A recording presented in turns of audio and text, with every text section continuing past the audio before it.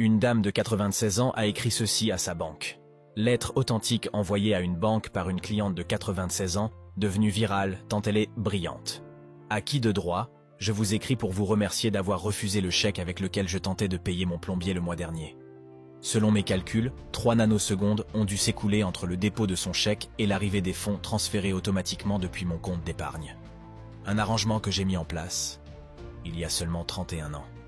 Je vous félicite d'avoir su saisir cette minuscule fenêtre d'opportunité et d'avoir prélevé 30 $ pour inconvénients bancaires. Ma gratitude vient surtout du fait que cette situation m'a poussé à reconsidérer mes erreurs financières.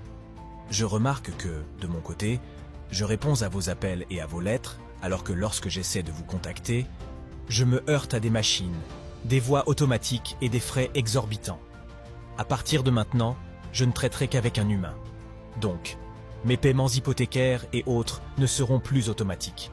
Je vous les enverrai par chèque, à l'attention d'un employé que vous nommerez. Veuillez noter qu'il est illégal, selon la loi postale, qu'un tiers ouvre une enveloppe qui ne lui est pas destinée. Je joins un formulaire de statut de contact que j'attends que votre employé remplisse.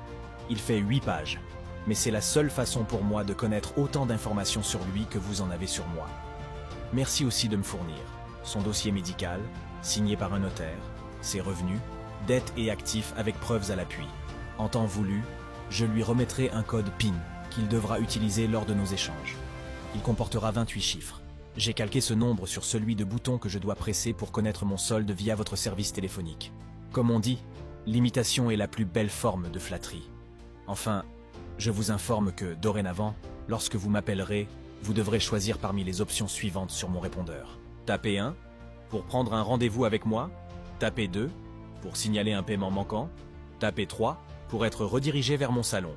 Tapez 4 pour être redirigé vers ma chambre. Tapez 5 pour être redirigé vers mes toilettes. Tapez 6 pour me joindre sur mon téléphone mobile. Tapez 7 pour laisser un message sur mon ordinateur. Le mot de passe vous sera communiqué plus tard. Tapez 8 pour revenir au menu principal. En cas de plainte, vous serez mis en attente avec une douce musique d'ascenseur. Et enfin, suivant votre exemple, je vous facture 50 $ de frais d'installation pour ce nouveau système.